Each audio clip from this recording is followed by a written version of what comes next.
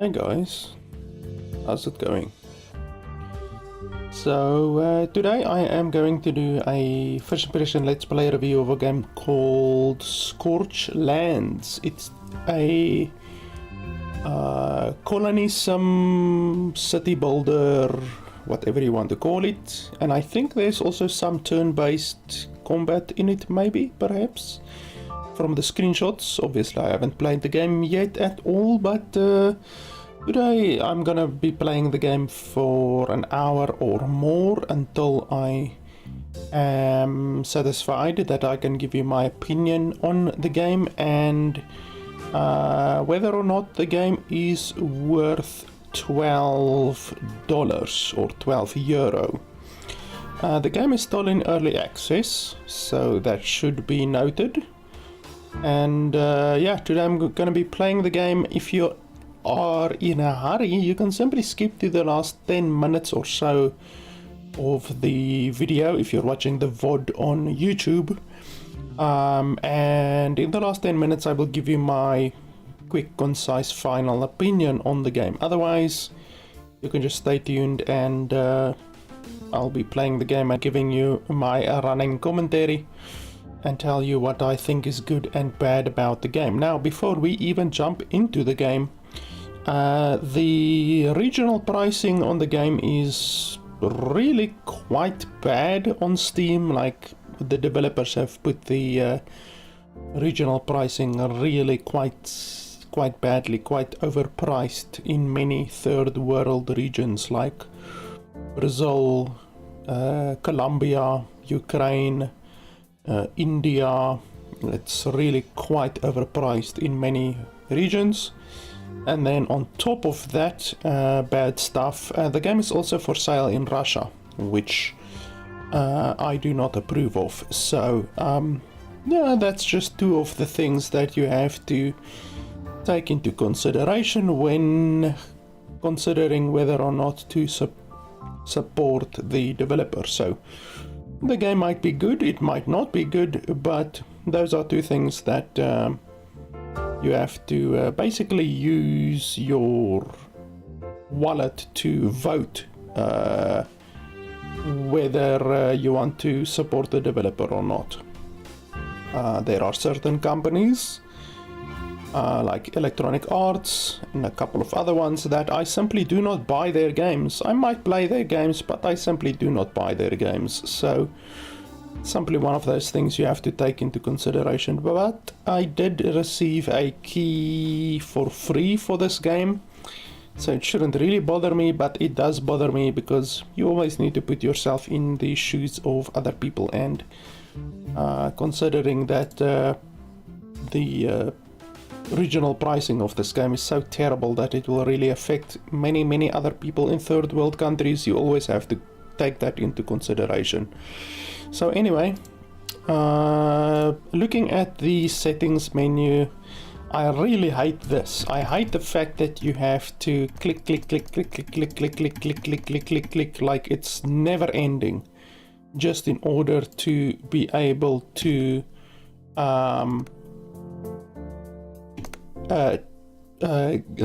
change the resolution. Like this is really terrible. And then when you click cancel, what do you wish to do? You say discard and leave, boom, and then nothing happens.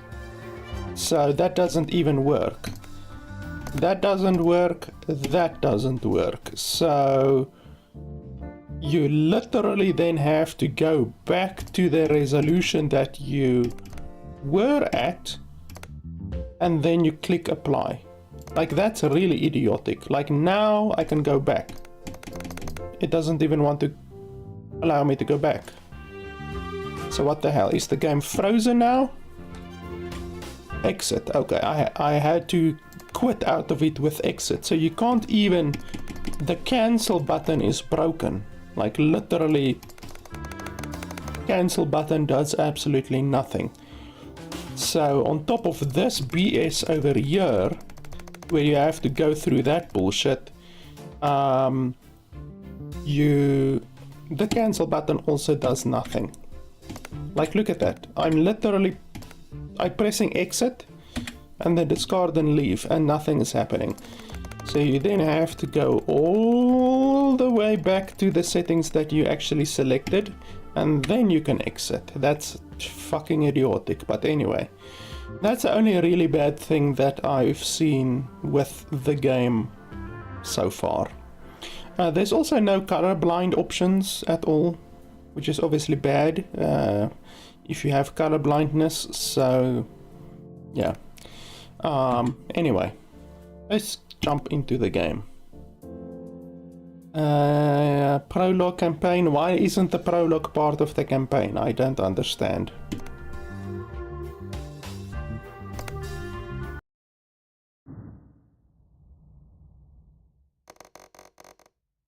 Also, there's no voice acting, so that's not ideal. Hello, I'm your substitute junior grand tutorial master. My name is Patrick. I have good news for you. You have been promoted, and your new assignment is Grand Commander of the Helia Moon Research Expedition Project. Congratulations. Let's start by learning how to survey your surroundings. Okay, the game just froze. Hold right click and move.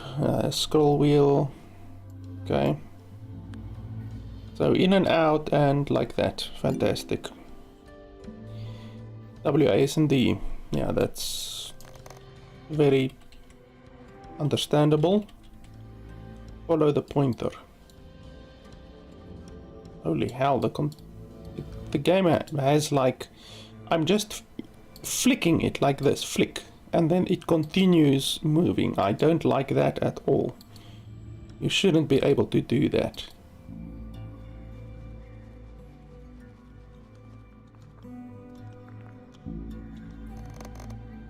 Oh, I see you're here already. Great. This structure is called the Spire. It's the heart of every colony. See the big glowy crystal on top? Yeah, you know what it does. It's magic. It's capable of converting hostile volcanic terrain into livable environment, and in the right conditions it's capable of interplanetary teleportation. That's right, we're going to the moon, baby. It's time to put on your moon pants, Commander. Let's do some moon science. But before our little scientific expedition begins, we first need to go over the basics.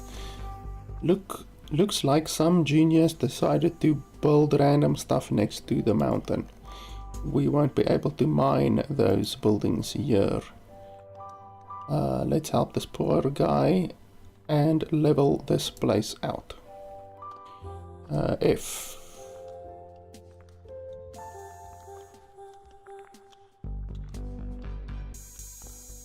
So what, should I destroy all of these? Even though these aren't next to the mountain, why should I destroy all of these? Bulldoze all buildings in the colony. Why? That's stupid. Start a building from the bottom part of the screen. Buildings are free to place. Exploit resource veins only inside colony borders.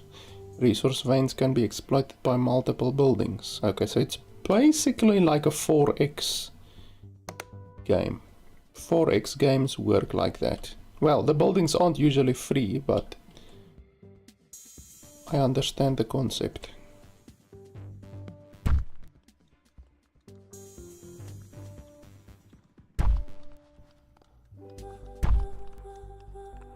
So what, should I literally build everywhere or what?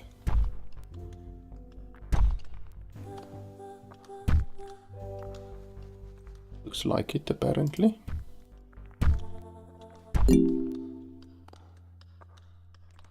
Production in Scorchlands works on a supply and demand basis. Resources are not stored anywhere. Check the availability of local resources at the top of the screen. Stone slabs. What exactly do these do?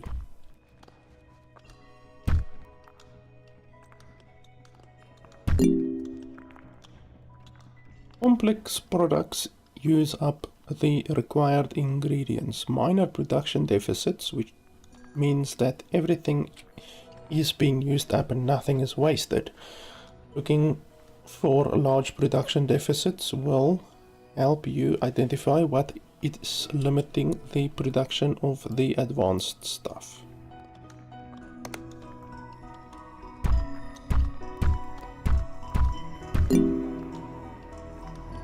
A household will boost most other buildings. Buildings gain speed boosts from other buildings and resource veins. Read about the bonuses for each resource type at the bottom of the screen. Some buildings will not work without specific bonuses.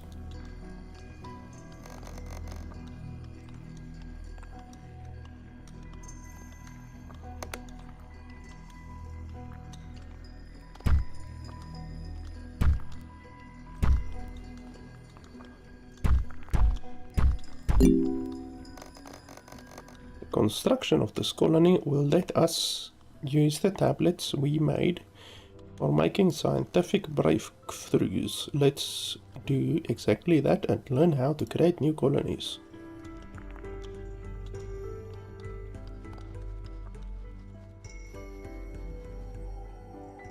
Stone tablets are global resources used to unlock technologies. Inspect your global resources at the top left corner. Unlock technologies from the top left corner. Unlock technologies increase demand on global resources. Keep increasing supply to meet increasing demands.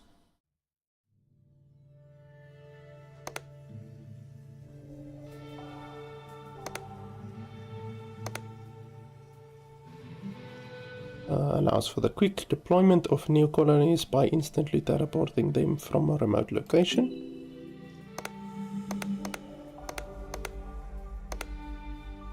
Start placing a new colony from the top left corner. Each colony costs some population. Population is refunded when a colony is deleted. So where do I even see my colony, my population? It says it costs population, but I can't even see population. Oh, okay, 3 apparently. Why must I place it there? Why not close to the mountain where the resources will be?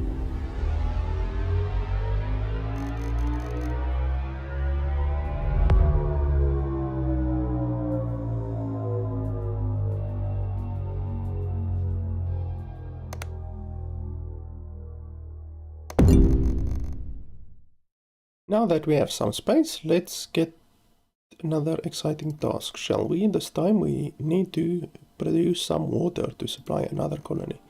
Oh, that's why it was placed there. So let's make one more little scientific breakthrough today. Remember the steps, right? Sure.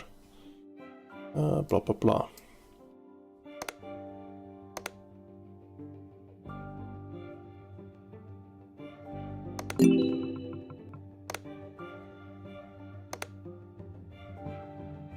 So you can't place it on the water, you need to place it next to the water.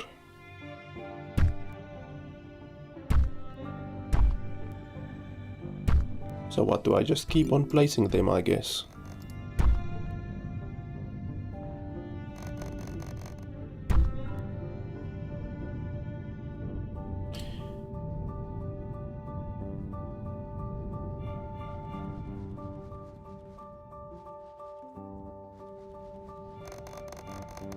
Now it's finally time for something a bit more interesting than swinging a pickaxe or getting water, and of course a good old-fashioned long-distance matter transmission. Now on to the difficult part. Let me introduce you to Dr. Gunther, our local scientist. Aren't they beautiful? You're probably wondering how these naughty boys work. Well, too bad. Explaining that would take a whole day. For now, just click on one of the lasers and pick a resource to send from one place to another. And then the bird brains inside will make the magic happen. Thank you for that deep explanation, Dr. Gunther. Click on any laser to configure a resource transfer. Once in the configuration, pick the resource, adjust the transfer rate. So do I click on this one or that one? Guess on this one. So we want to send water over there. Is all this water really so necessary? I couldn't read. The sauna complex, I mean our colony, I couldn't read. Okay, so then they don't even give you enough time to read the stuff. So is that... okay, I can't do that. Can't do anything. I guess the tutorial is blocking me. I don't like tutorials that block you. Aim two lasers from different colonies at each other to connect them. Rotate buildings with R. Start building a separate tab at the bottom of the screen.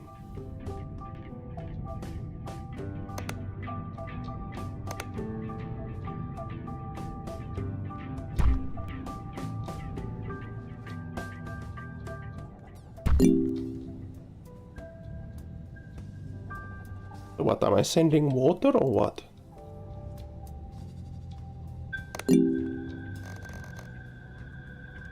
How are we looking at on the water situation? We still need more for the jacuzzi. I mean, even more water is needed.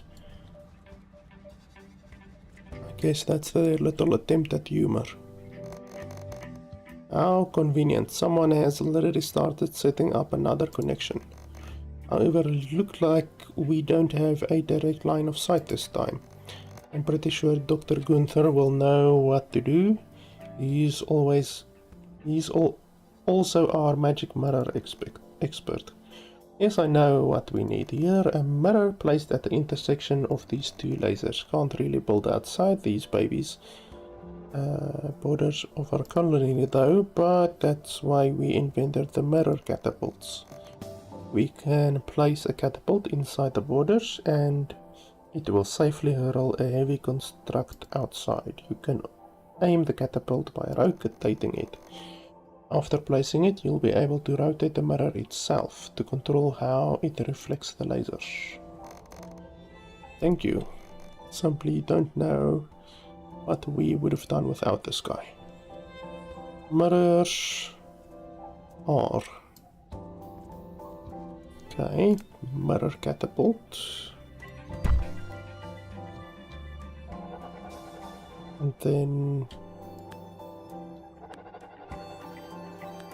R.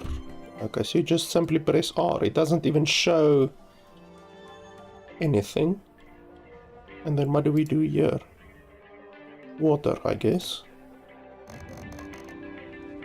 Hopefully all of this water will prove useful to the mission. Oh, I can't even go back. So now let's continue on to the last step of our training, combat.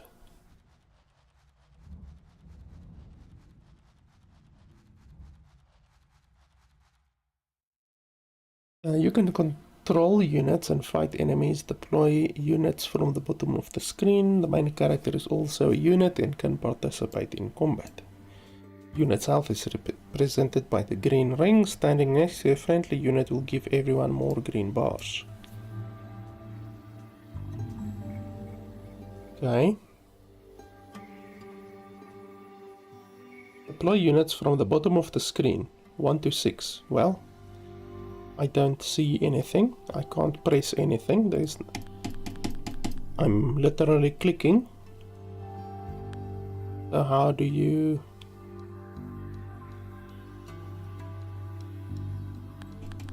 like, how do you... what's the point? Okay, so you... okay, if I press 1, that comes up.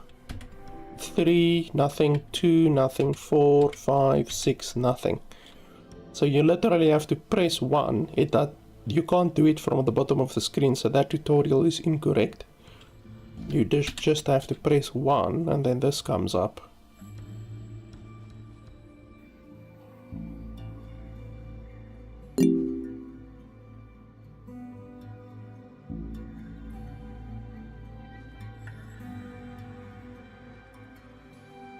Yes, I can't spawn anymore. That's literally all I can do. One expedition that managed to come back discovered a huge density of monsters like these. They also brought some rare resources back with them, and after some experimentation they managed to recreate the sample practice combat scenario. Simple. Don't be fooled by others saying it was a catastrophically failed experiment, though. It was not. Okay, there have been some relatively small, cosmically speaking, explosion. Anyway, these guys are very dangerous and we've got to clean them up.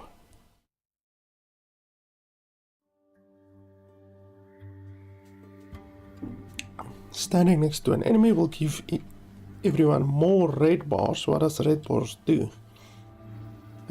If there are more red bars than green bars, that unit gets eliminated.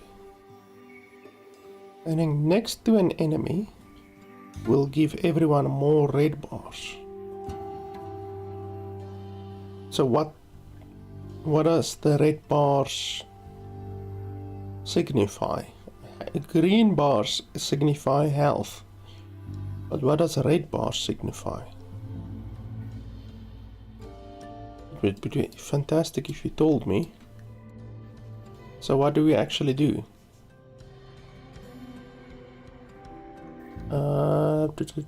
Eliminate enemies by lowering their health.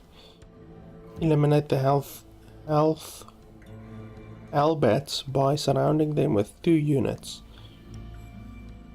Okay, so you have to figure out for yourself, because the tutorial doesn't tell you here, that you have to click on the unit and then move the unit. So the tutorial once again is a little bit lacking.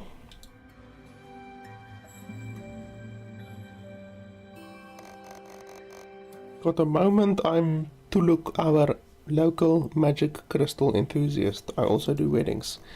See the crystal in the middle of that monster clutch? This one is what keeps all these monsters going. If we get our hands on it, the whole cluster should crumble in seconds. Collecting red crystals eliminates all nearby enemies. Doing so lets you claim nearby scorched lands. Claiming terrain gives you more population to spend on colonies. Do I just run over there? Nope, apparently not. So, what, do I bring the guy over there? Okay, do I bring him over here?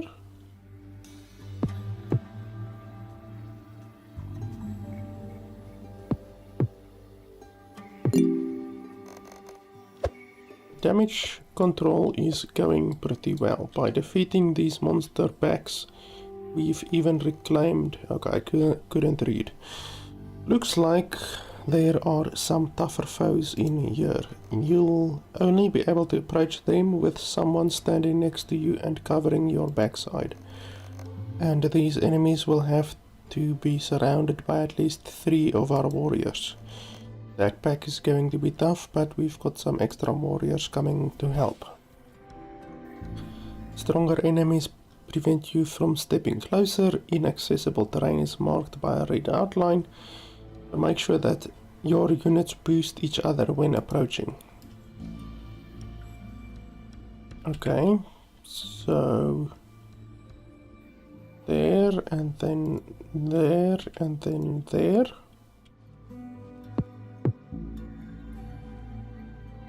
Okay, and then there, and there, and there. There. This combat, well, I can't even really call it a combat system, but this combat system is really stupid, to be honest. Nice job, Cluster Master, you are a real cluster buster. Now that the crystal has been neutralized, I can show us the free snacks bar for a break. Actually, the crystal is very dangerous. You could end up on the moon if you keep hold of it for a second too long. And I get teleported out of nowhere for no reason. Off he goes. He is a true pioneer of our expedition, going in first and alone.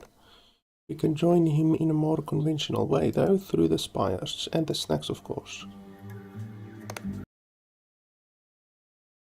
Okay, so this is one of those shitty games where the tutorial is not part of the actual game, which I really despise, because that means the past 20 minutes is wasted. Literally wasted progress. So I don't like that one bit. Also, there's no sandbox mode. Like, I wanted maybe to play a sandbox mode, but the game has no sandbox mode, which I also am not a fan of. I'm not gonna read all of that shit.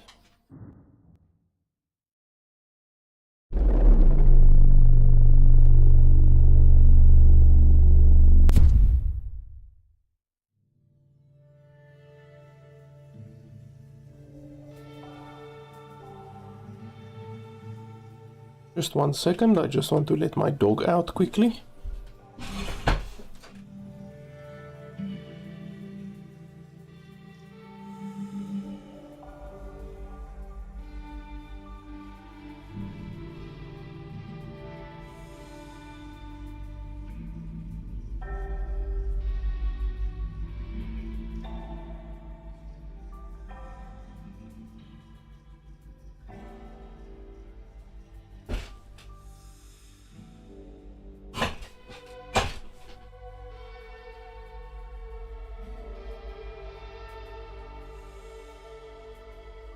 Okay, welcome to the campaign. There are some tips to get you started. Settle stone spires, blah blah blah. Place a colony next to the stone spires. Look around for stone spires. Okay, where are the stone spires? Are these the stone spires? Stone spire, yes. Okay, so there's a lot of stone spires over here. There's also a lot over there. So this will be a relatively good place to place a base. Oh, but this place is definitely better. Like right over here. Maybe even over there.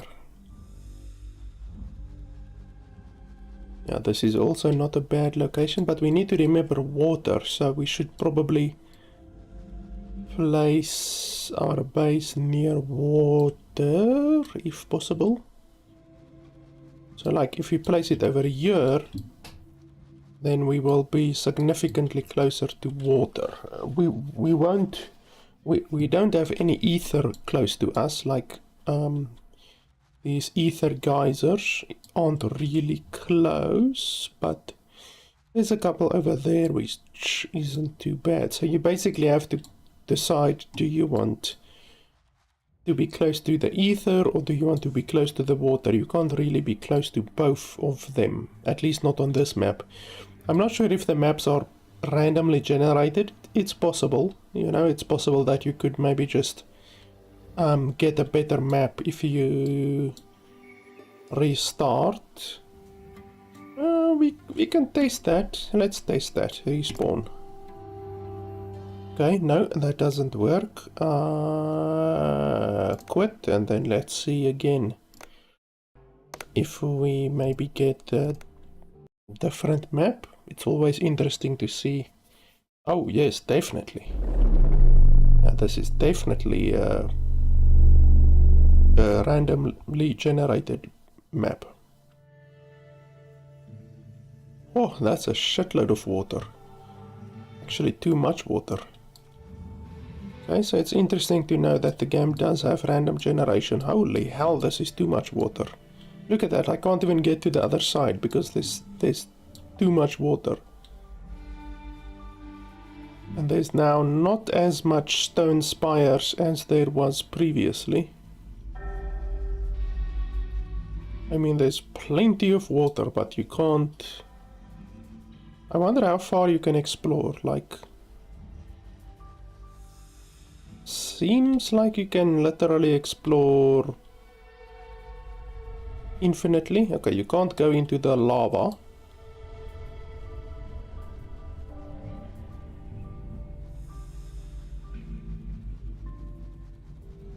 I'm not really 100% sure what the point of having a little man that you can control and run around with is, to be honest. Usually in these types of games you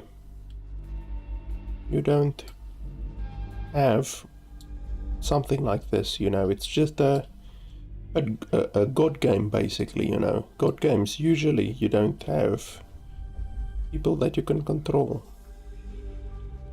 Like this, for instance. So this map is not very good. Unfortunately, there's no just restart button on it or anything like that. You have to quit to the main menu every time if you want the if you want a new map. Okay, there a whole bunch of spires just got destroyed, which isn't really good because spires are basically the main resource in the game. There's water, a little bit too much water, to be honest. Oh, you can actually just check like this. I didn't even realize that. So there's a relatively good place, but not fantastic. There's an okay place, but overall doesn't seem super good.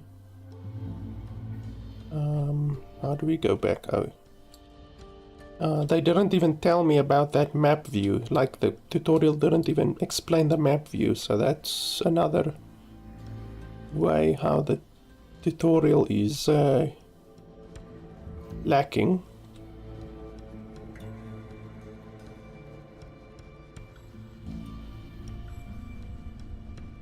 A little bit of lava here.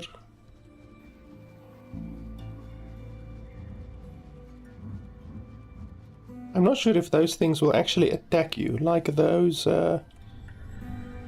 monsters or the enemies. I'm not sure if they are actually hostile. Like, it's possible that they will never attack you. It would just be interesting to know exactly if they do or if they don't. Okay, well, this map seems relatively bad. It's not a lot of stone spires, to be honest. Not a lot of ether, like there's ether over there, but overall doesn't seem very good. Let's restart again. I want to get a good map, a good seed.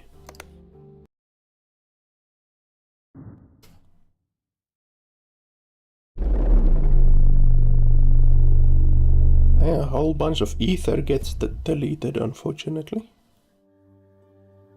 It would be cool if you could choose your location. You know, a lot of colony-sim games allow you to choose your location. This one looks a lot better. You have a fair amount of water, you have a lot of ether, you have a good amount of stone over here, so we can maybe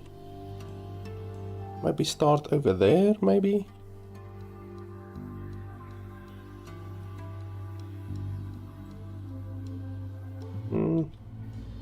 Yeah, I guess we can do that.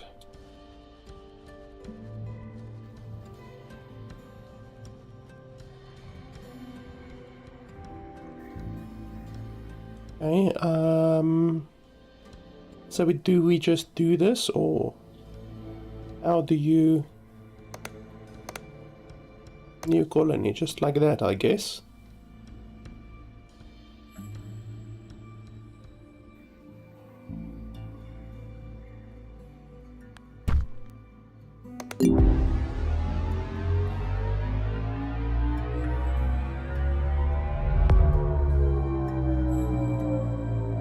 Okay, and then I'm still not 100% sure what the point of these other buildings really are. Obviously these ones basically generate resources from the mountain. But the other ones, it's not so clear.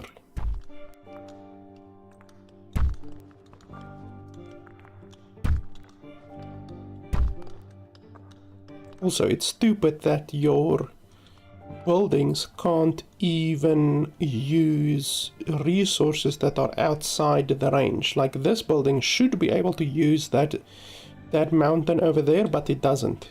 So your buildings literally cannot use resources outside of the building, outside of the range, which is stupid. Okay, so that's pretty much all we can do with that, and then we take the stone slabs.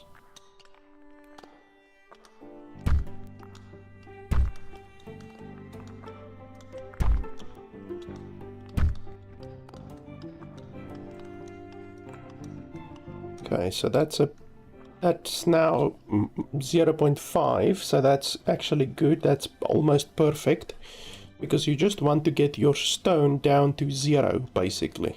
You don't want it too far in the negative, and you don't want it too far in the positive. And then you take the stone tablets.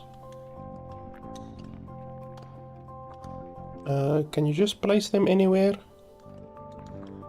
I think.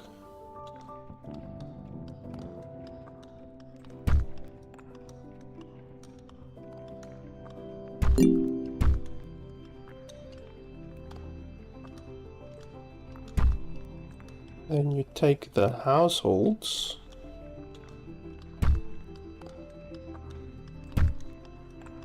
Can't you boost? I think you can boost them. Can't you? Oh no, you can't really boost them. Because it didn't really... How do you destroy? Okay, that one. So what do you lose? It would be fantastic if you can actually see what you're getting, because like here I'm gonna place a household and you can't even see what you're getting. Like literally you don't know what the impact of the building will be. So you have to place the building, you have to look at your stuff to see what you have currently. So 2.55. So my stone went down by 0.5, my stone slabs went up by 3. So then we delete and we place one, for instance, over here. So that increased it by 1, but no increase to the stone slabs. Which is weird, because I placed it next to the stone slabs. 1. But that's a little bit weird.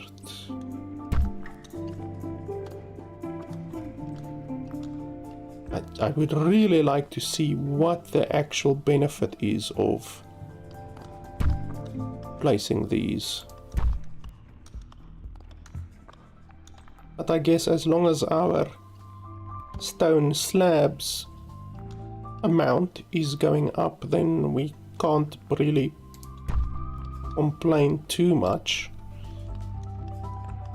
So okay, that's pretty much all we can get out, and then we go to technology, stone processing. We have that already.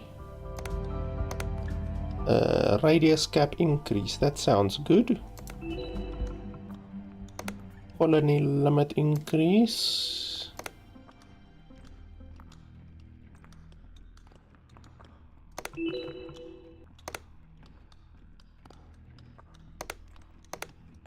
I don't care about unit deployment right now. I'm not gonna use that right now.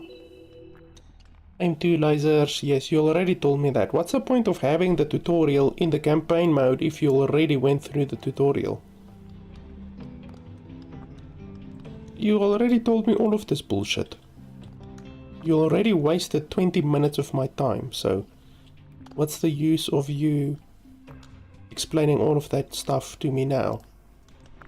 Can you increase the radius? Yes, you can. That's good. And then we can make more stone.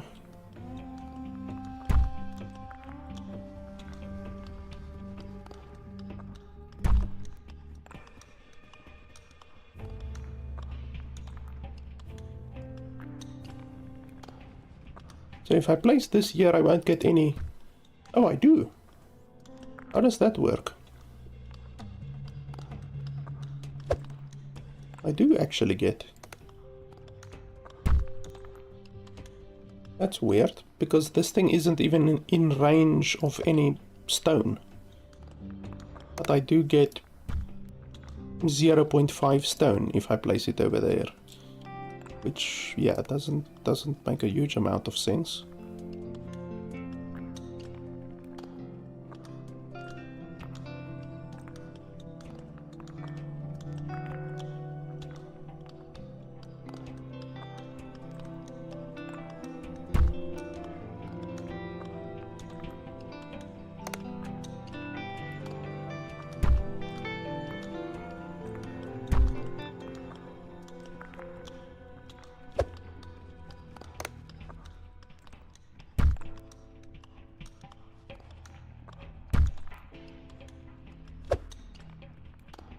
And then we can do a couple more stone slabs.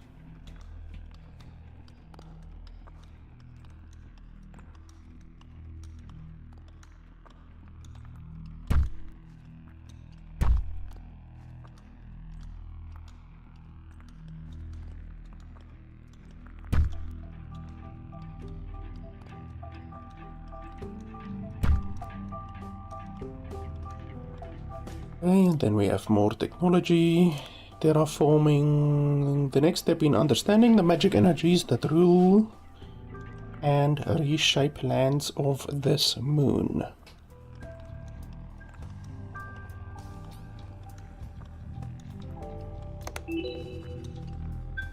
Gained access to ether. This particular resource is called essence and is used to perform terraforming. Deliver it to the Nexus with lasers to upgrade it and fuel terraforming process. Create new biomes, let you access new resources, blah blah blah. Okay, ether now.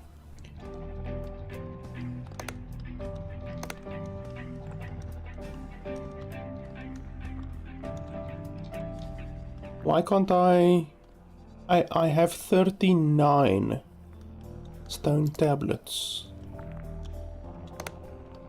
Oh, I only have 8 or 7. Okay, so that's fine. I need one more actually. Okay, so let's see. Hey, what's that? Oh. So now we need to choose a place to put up a new colony. We can put another one like literally right here. Another experiment tested piece just like the spires. The Nexus. What is the Nexus?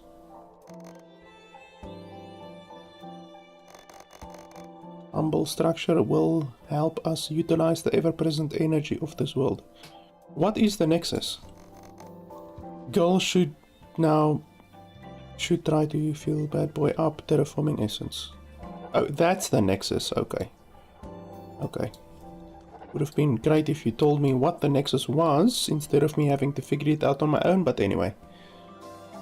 Okay, so we can place one here and then it should be connected to that place.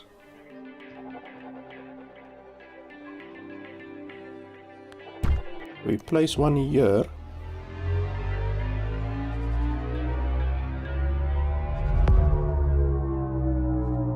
I do like that sound. That sound is a satisfying sound. Boom, and then now those two are connected. And then we can start a new stone production over here.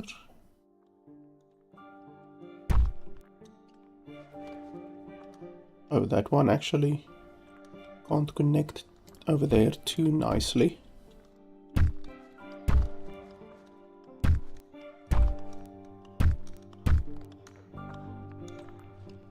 Okay. If you do this, you actually do get more stone.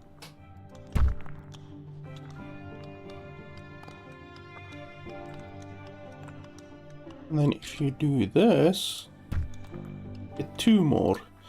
So 2 more versus 2 more. Okay, so each of them gives 2 more.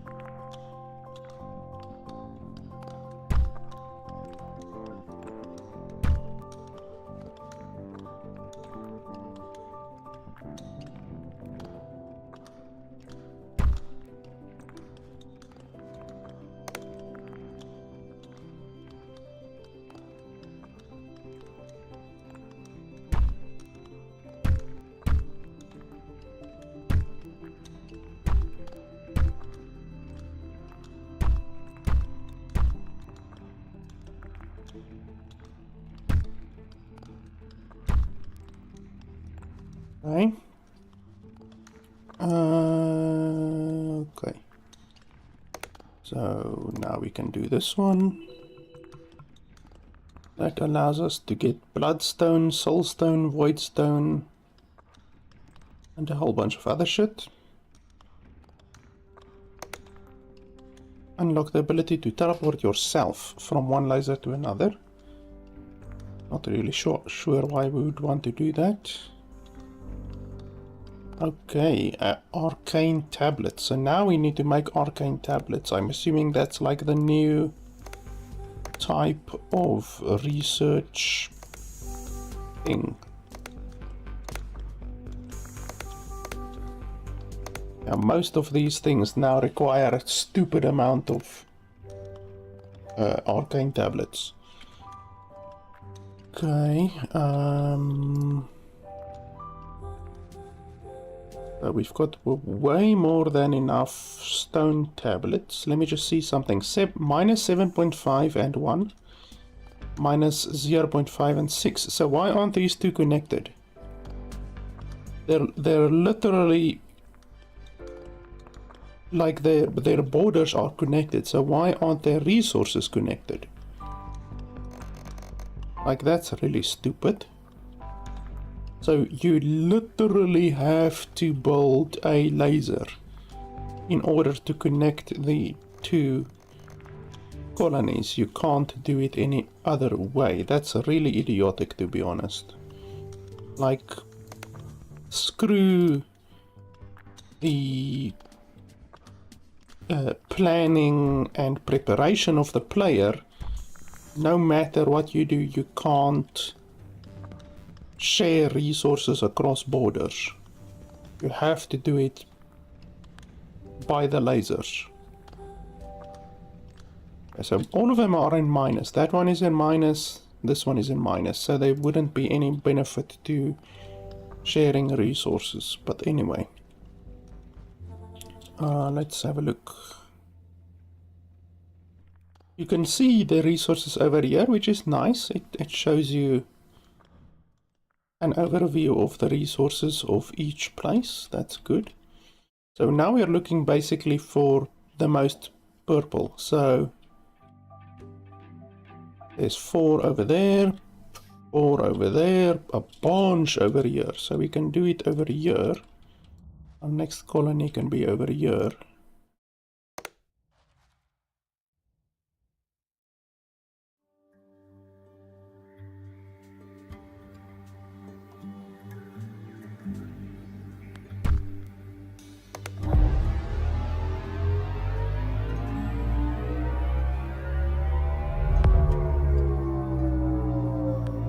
Yeah, I really like that sound. That's a satisfying sound. +1 to whoever made that sound. Okay, ether. I'm not sure how to do ether. Households. Okay, so households still boosted. And then workshops. Okay, 2, 2, 2, 2, 2. 3, 2, 2. Anywhere where I can get 2 out is gonna be good. 2, 2, 2, 2, 2, 2, 2, 2, 2, 2.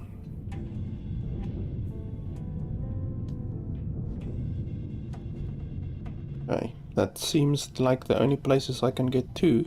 It would be really nice if they could show you on the ground, like a lot of 4X games, show you a preview. Like I played Age of Wonders recently, and that actually, when you zoom out, it shows you, okay, there you can get 1 food, there you can get 2 food, there you can get 3 food and 1 stone. So it shows you on the ground, on the terrain, what you can get.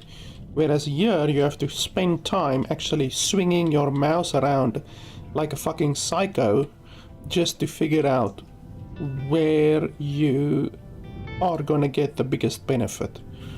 So that's obviously not good. And then houses. We're probably gonna build houses all over the fucking place. So this will make... what does this do? Oh, so this simply converts the essence stuff. That's fine, so I don't need to worry about that. I just need to worry about maximizing the output with housing.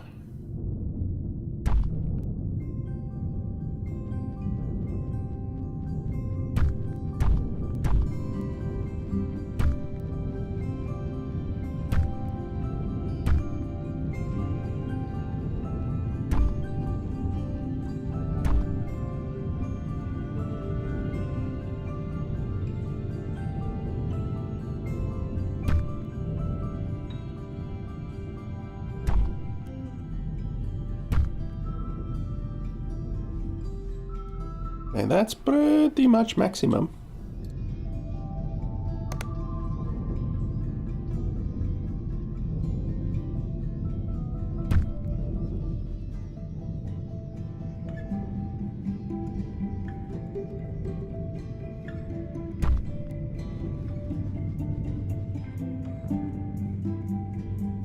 We should probably build a laser and then connect these two, because this place is full. So we should probably find a place where we want to expand to.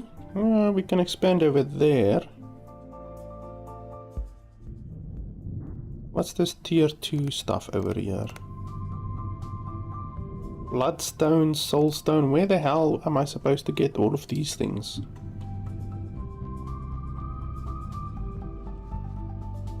Arcane tablets. Okay, so arcane tablets take stone slabs and arcane metal. I don't have arcane metal yet. Okay, so I need to find a place where there will be a nice open area. We can go towards the water a little bit, maybe.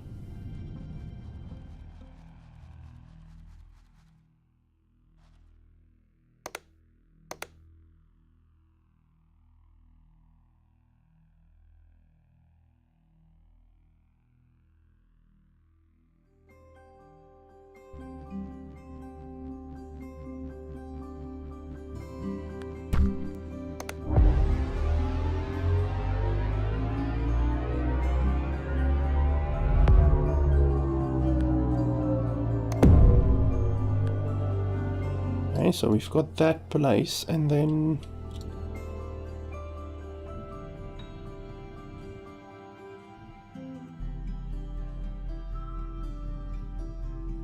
I could maybe point a laser from here over there, maybe somehow. Is that even possible?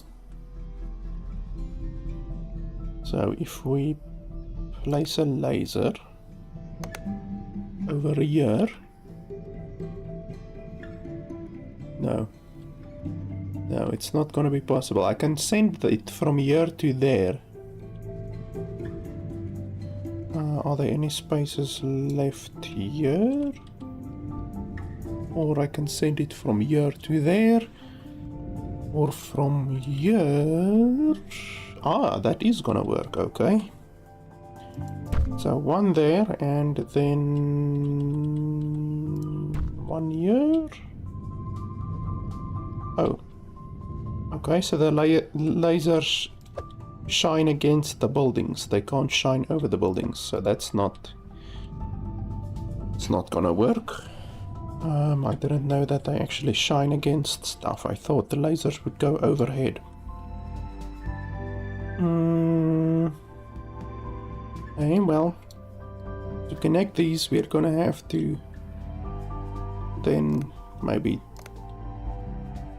take over like this place over here, maybe.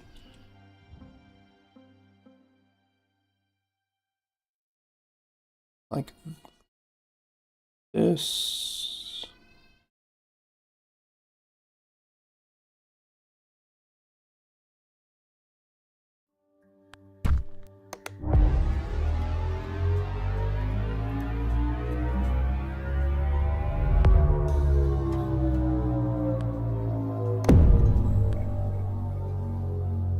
And now we can put the laser from here to there. I just want to check something. Okay, so that's really fucking idiotic. Like, even though I control this entire area, I control this geyser and this geyser. If you place a thing here, it's supposed to be able to go to take the resources from that geyser and from this geyser, but it doesn't. They don't allow you to do that. That's really idiotic. Like, seriously. What possible reason would they have to impose that limitation? That's just really dumb.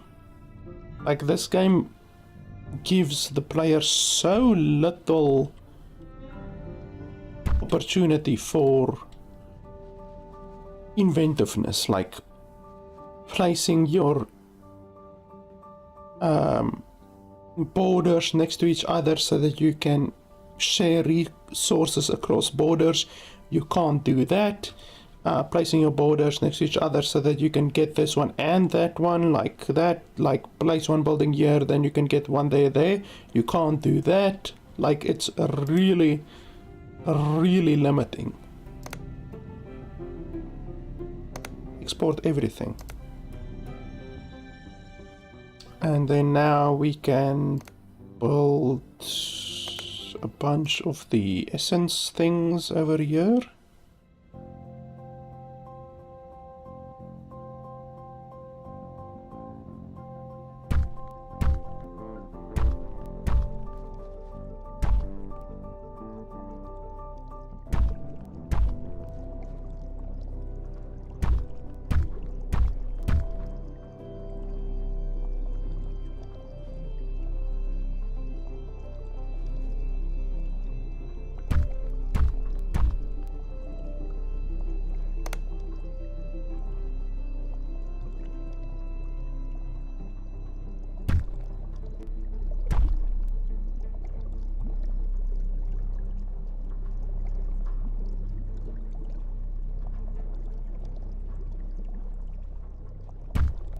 These things take up a stupid amount of space, I have to say.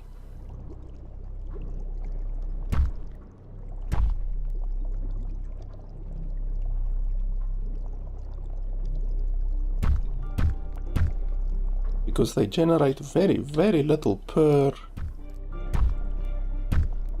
unit.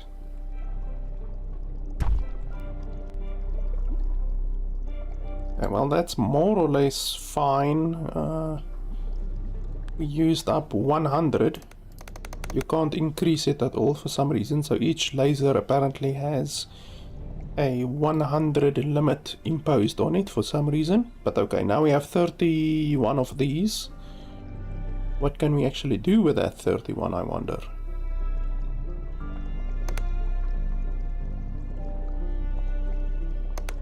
Can't create new biome, you need to raise the Nexus tier first. Okay, how do we do that? Transfer a laser. Oh, okay, apparently we need to use a transfer laser to get it over there.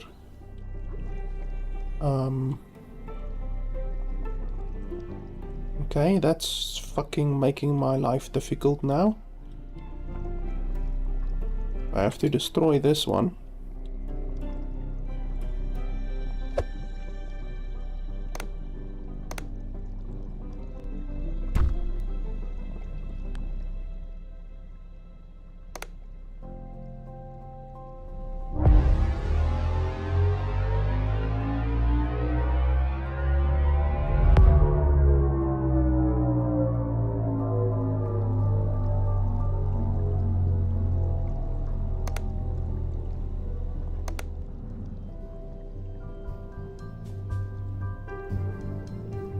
What?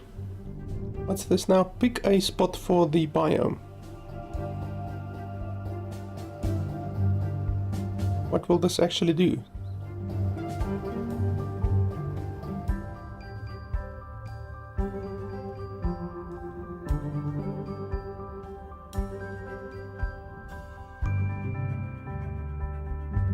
Too close to unclaimed terrain. But you can't put it in your own place, and you can't put it too close to unclaimed terrain, so what the fuck? I don't know what this will do, like I don't... Why do they give the player an option to do something, but the player has no idea what it will actually do? Let's run over here quickly.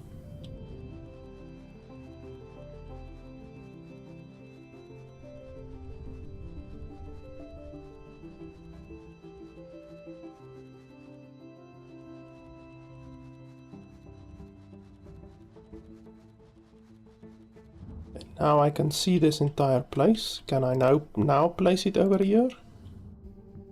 Nope. So how the hell? It says too close to unclaimed terrain. But I've literally claimed this area right here. Literally this area here is claimed.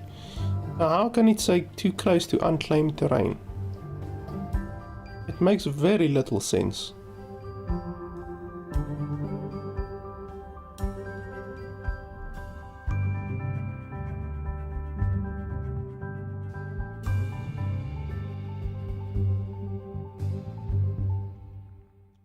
I hate it when you have to make a choice, but you don't know what the implications of the choice is.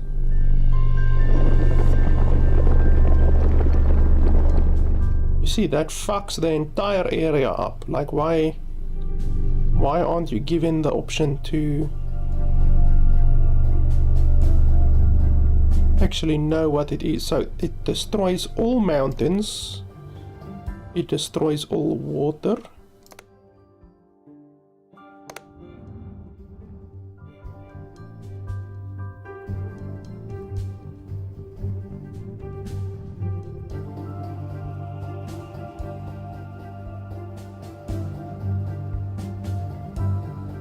You don't really want to place it close to water, you don't want to place it close to mountains, like honestly you don't want to place it close to anything, because it's gonna destroy everything. Mountains are actually useful, water is actually useful. The shit over here isn't useful, but I can't even place it over there.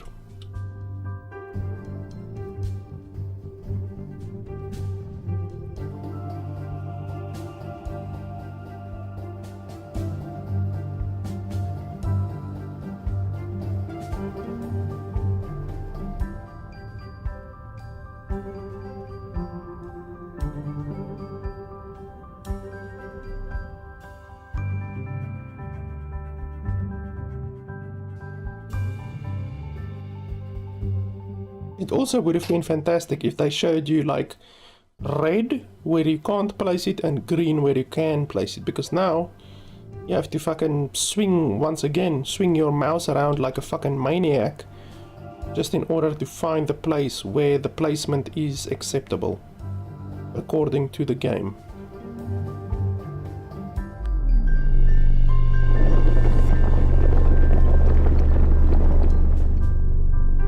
So you see now what happens over there. Does it fuck up all of my production over there, or what?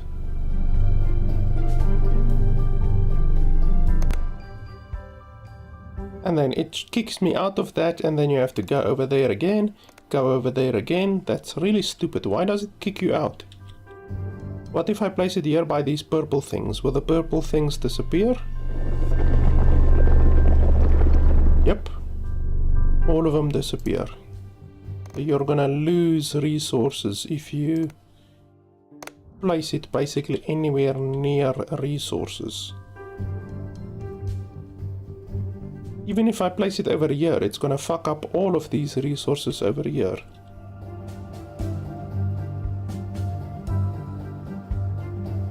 I really don't like this mechanic.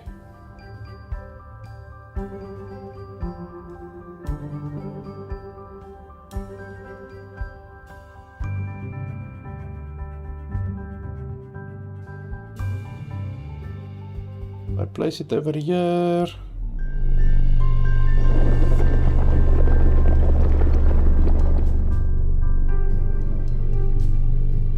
I don't know, I guess so.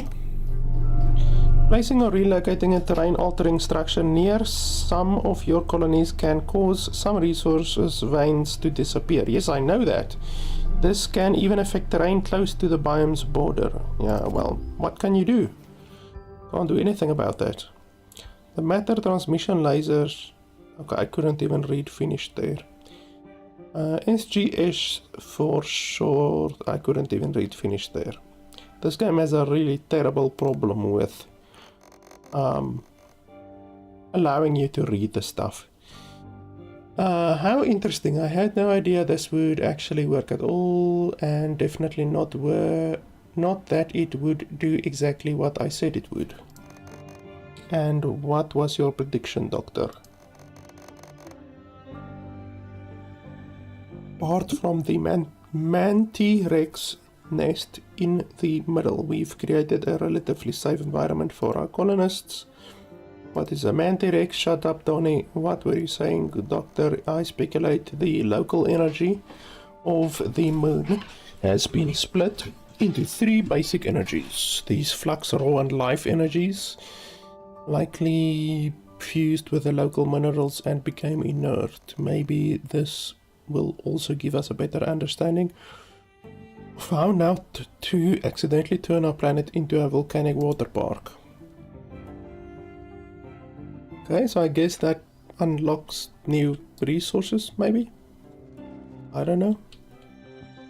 Here are some things to keep in mind after creating a biome. Move any biome or nexus around and experiment with the best positioning.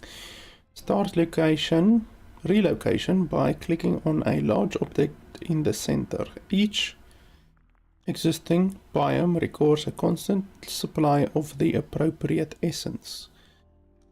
When there's not enough essence, you won't be able to create new biomes. Okay, I've got no idea what that means.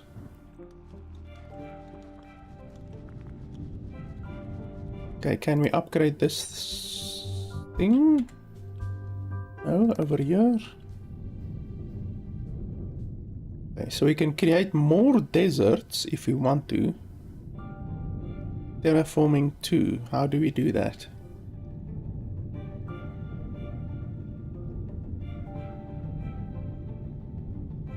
Terraforming 2.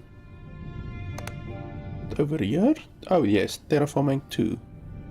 Okay, so we need 10 arcane tablets.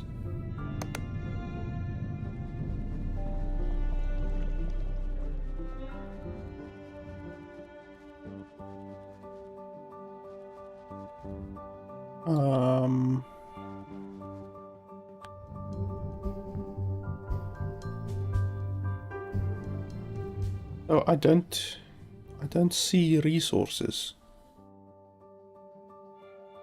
Like if we why can't I build?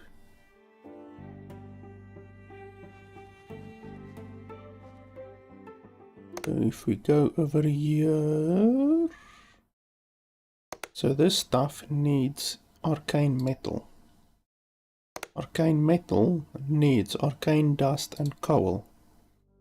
So let's start with coal. Where do we get coal? Oh, I can't even... Oh, you get it from trees? Oh, it would have been useful to know that. So you get it from trees. So the fucking game doesn't even tell you you get it from trees. And then arcane dust, voidstone, soulstone, bloodstone. Bloodstone. Where do you get bloodstone? Like you can't even see...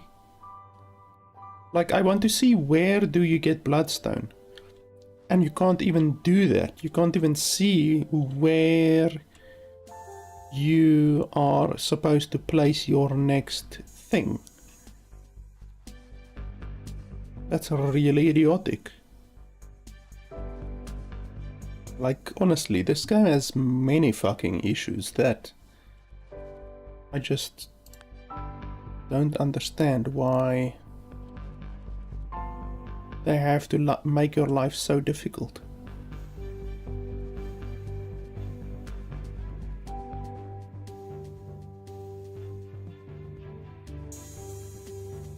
I'm not sure if we can actually use this. We will definitely be able to use the mountain probably. What's going on here? Okay, so that's literally the limits of the thing.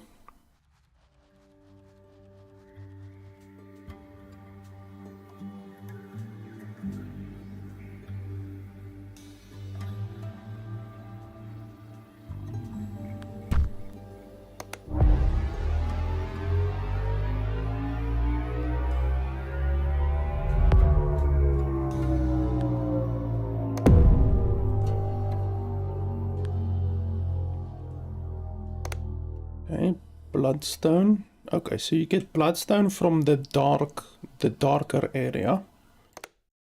Soulstone also from the darker area, and voidstone also from the darker area. So what do you get on this material here? Apparently fucking nothing. That's really stupid. Can't I relocate? Relocate.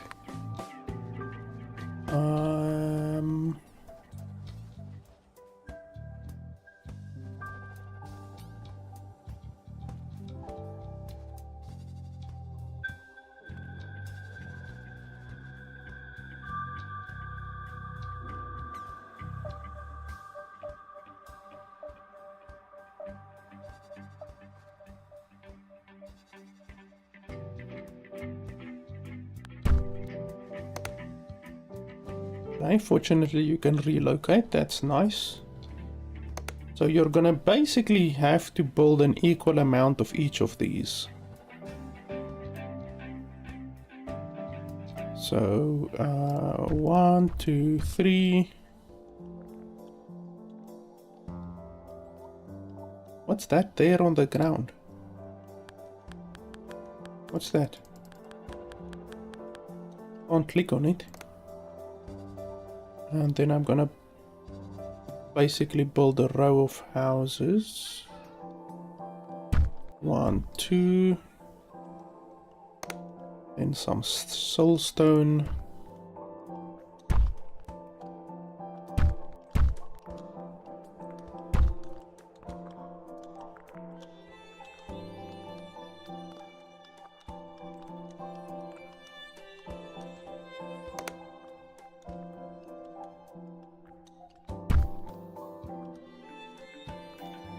Why did it lower?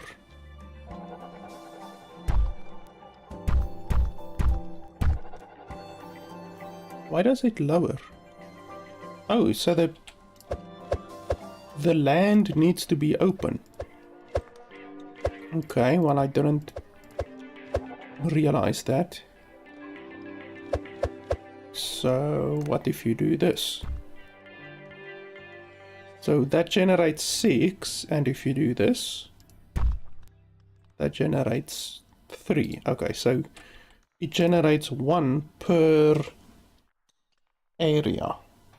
It would have been fantastic if the tutorial told me that, but what can you do? So if you do this, you actually gain 1. There's obviously gonna be a limit. So one of these plus one of those creates 7.5. That's basically the most you're gonna get out of one of these.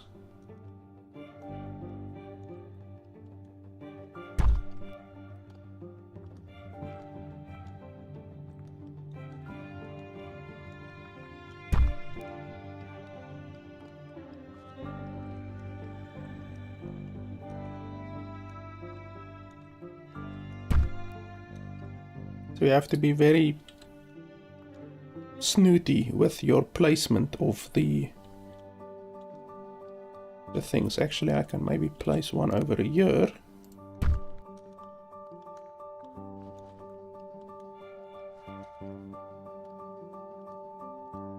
Okay, so that's enough bloodstone. Now we can do some soulstone.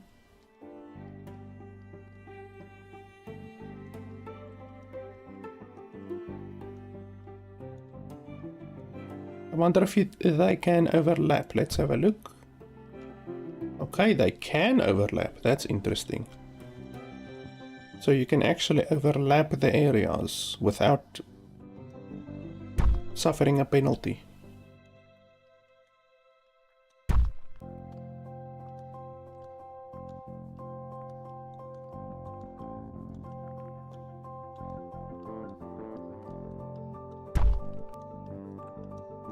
So a house there will benefit both of them, a house here will benefit both of them, and a house here will benefit both of them.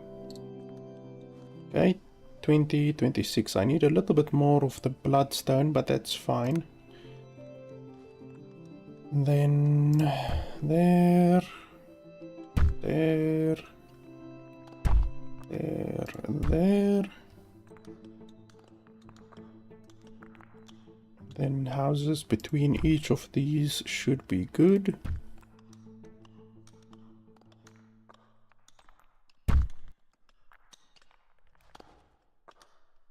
And then you need arcane dust.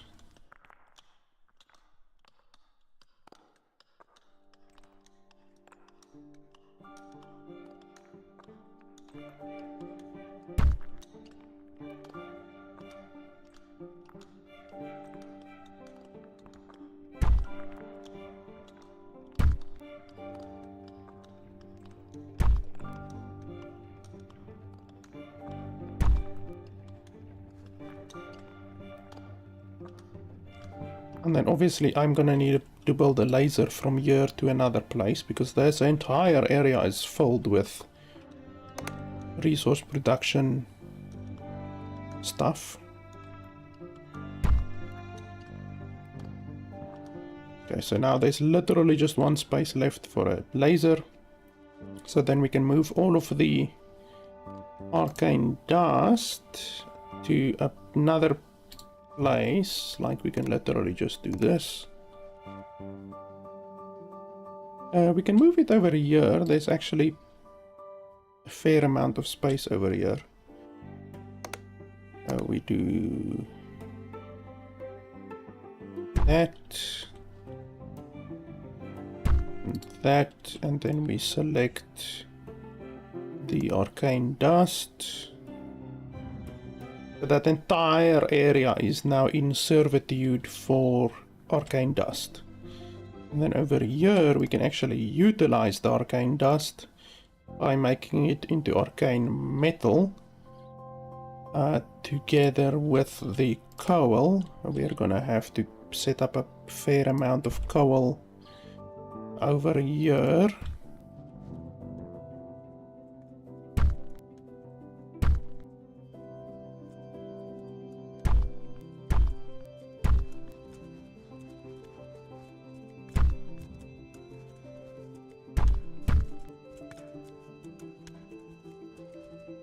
fine. And then houses to support the coal.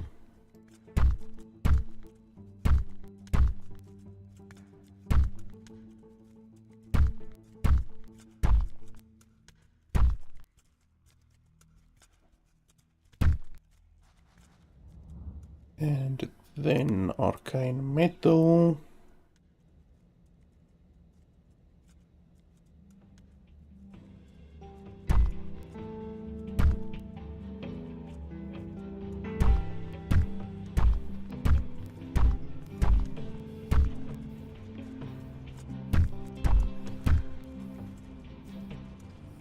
And that gives us 61 arcane metal. And then from the arcane metal and stone slabs, we do have stone. Oh no, we actually have a deficit of stone slabs over here. So now we're gonna have to get stone slabs from somewhere. This place has a deficit, and this place also has a deficit. So now, yeah, we need to get stone slabs out of our ass somewhere. But okay, I do understand the concept now. It's basically like an automation game almost, you know, like Satisfactory or anything like that, you know, where you take, like I actually played a lot of Satisfactory recently. You take iron and copper, combine it to create steel, then you make the steel into chips, and you take the copper, you make it into wire, then you take the wire and the chips, you make that into circuit boards, and then you take the chips and the circuit boards and you make it into something else. Like it's a whole fucking long schlep of assembly lines, basically. Like this entire place over here is now making the arcane dust, and I'm sending that over here through essentially a conveyor belt. These things are essentially conveyor belts, and then I'm utilizing it over here, and then I need to find a place with a good amount of slabs. Obviously all of these slabs over here are being utilized, but I need to find a good place with slabs and then send it over here. Then I can process the slabs and the arcane metal into arcane tablets, and then I can move on to tier 3. You're gonna have to do all the same shit over there. Then you can move on to tier 4, same shit over there, tier 5, and then I don't know what happens after tier 5. Maybe you can build these special buildings then, I'm not sure, but that's essentially the game. I have to be honest with you, I don't really have an issue with the game design. Like like I say, it's a Satisfactory type game where you have an assembler line and all of that kind of stuff, except it's executed in a top-down fashion, you know, top-down way. But I don't get the little guy. Like, why are you a little guy? Why can you run around? Like, you do nothing. Your little guy does literally nothing except for move the camera. It's literally the way how you move the camera, except it's fucking slow. So it's really stupid. It's not necessary.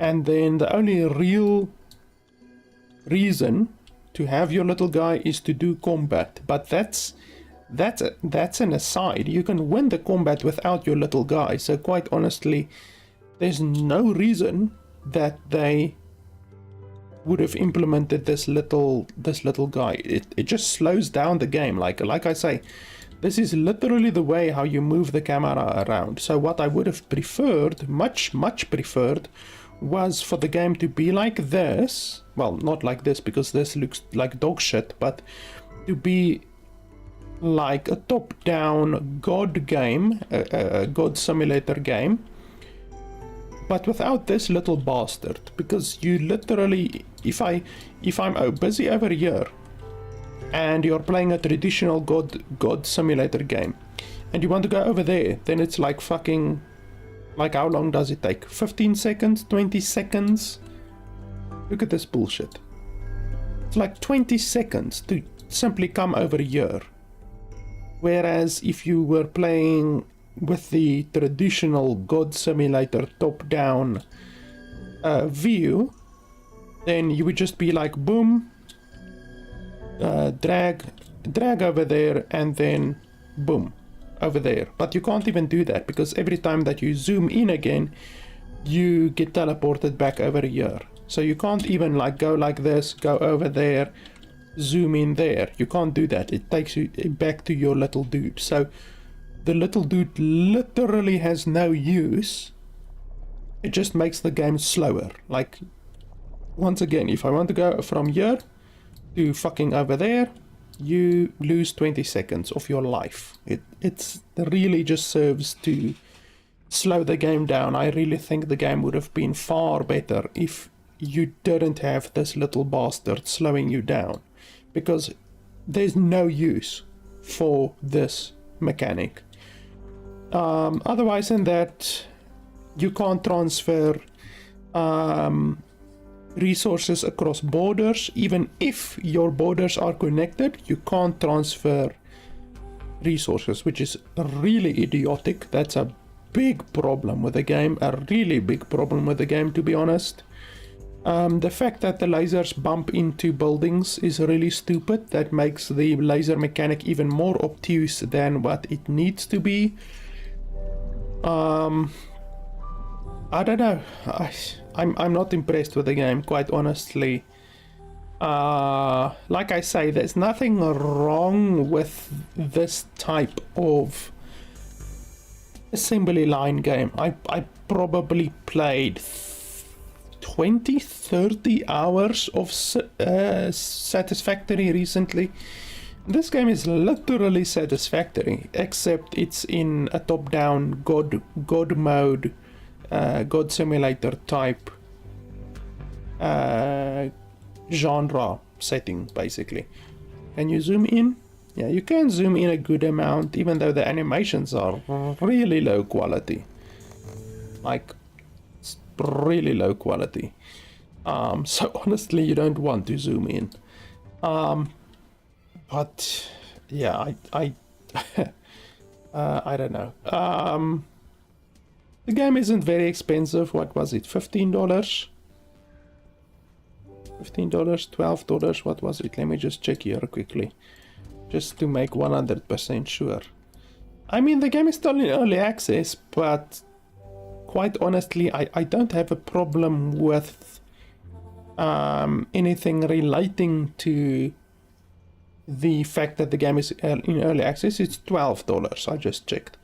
I don't have a problem with anything relating to early access. Like, I haven't even reached the end of the content yet, obviously. It seems like there's still a lot of content. You can go tier 3, 4, 5. There's still a lot of research that you can do. Over here, you can go down, down, down. It seems like a fair amount of research. So I don't have an issue with the early accessness. I just have an issue with this fucker slowing you down.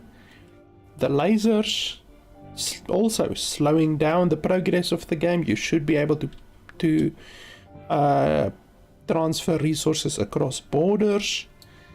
I don't know. It's not my issue with the game. It's not something that they will be able to sort out during early access. It is a fundamental game design issue. So the fact that the game is in early access, that doesn't even really figure into my dislike of the game. The fact that the game is $12, that's cheap enough. That's pretty cheap for a game, even though the graphics is low quality. The game actually runs really heavy. The graphical requirement is really heavy. It's using 200 watts on my 3080 RTX right now. 200 watts is a lot. Like, that's the same amount that Cyberpunk 2077 uses on medium graphics. So 200 watts, this game should not be using 200 watts of a 3080 RTX. That's a little bit rough, like really. The graphics, I don't know what's taking up all of that graphical power, but it's ridiculous. I recently played Starbound. Starbound uses 40 watts, literally 40 watts for Starbound. So this game uses 5 times what a game like Starbound uses, and it uses the same as Cyberpunk 2077 on medium graphics. So this game's graphical requirements is really quite terrible, and the game doesn't look good. I mean, it doesn't look terrible, but it doesn't look good. So yeah, honestly, if they didn't have this little dude slowing you down, it's completely unnecessary to have this little dude. It simply makes the game slower. If they allowed you to transfer resources across borders, then I could recommend the game perhaps. But these are two fundamental issues which are going to constantly hinder your playing. Like your play style, it's gonna be slower because, like, if you want to do something over there, well then okay, 20 seconds to run fucking over there, you know. And considering that I'm only at the beginning of the game is only gonna get bigger and bigger and bigger. Actually, I would like to see how big this map actually is before we end, because like the fact that I'm only at the beginning, I haven't even explored a whole lot yet. This issue, that the fact that it already takes me 20 seconds just to go from one side of my base to another side of my base, that's simply gonna get worse and worse and worse. The more you explore, the bigger your base becomes, the more you expand, it's simply gonna get worse. I want to find a way through here somehow so that I can see. Okay, I can't go through there. But like already, if I expand it to over here and I want to run back to the desert place, it's gonna take fucking long. Like 3, 4, 5, 6, 7, 8, 9, 10, 11, 12, 13, 14, 15, 16, 17, 18, 19, 20, 21, 22, 23, 24. It's gonna take like 30 seconds just to run from there to here. And then what if you have some stuff over there? Well, it's gonna take another 30 seconds. Like, it should not fucking take 30 seconds to a minute, minute and a half just to move from one area of the map to another area of the map in a god-based colony management game like this. It's ridiculous. Like, think about Age of Empires or City Skylines or any of those types of games. If it takes you bloody 2 minutes to move your camera from the one side of the map to another side of the map, you would go insane in a game like Age of Empires or Red Alert or City Skylines or anything like that, you know. Like, it would be insanity, and yet that is what it is like in this game. Eventually you're gonna be here and you're gonna take these resources, you're gonna have a base over here. I mean, I could create a base over here right now if I wanted to. I can create right here. I just need to kill these dudes, but then you can create a base right here. And then if I want to run back to my base, it's gonna take me fucking 2 minutes to run back to my base, which is just insanity. So quite honestly, it's gonna be a constant thing throughout the entire game, and it's just making the game too slow. Like, the game is already slow. But if you're gonna have to spend 2 minutes each time that you want to move from one place to another place, it's insanity. So yeah, I can't recommend the game based on those facts, and that's in addition to the other issues that I've mentioned already. So yeah, $13 isn't a huge amount, but there's simply fundamental issues with this game that quite honestly the developers would have to completely revamp this, completely delete this system and the resource transfer system before I would want to play this game any further. In fact, I'm gonna uninstall the game after today, because there's simply no way how this game can be enjoyable, in my opinion, if you're gonna have to spend 2 minutes to get from one side to the other side and then run back and run forth. Like, it's gonna be insane. So yeah, I can't recommend the game at all. So yeah, that's pretty much it. Thanks a lot for watching, guys. As always, if you want to see more of these reviews, you can support me on Patreon or on nexus.gg/LFP Gaming. So yeah, guys, that's it. Thanks a lot for watching, and I'll see you guys next time.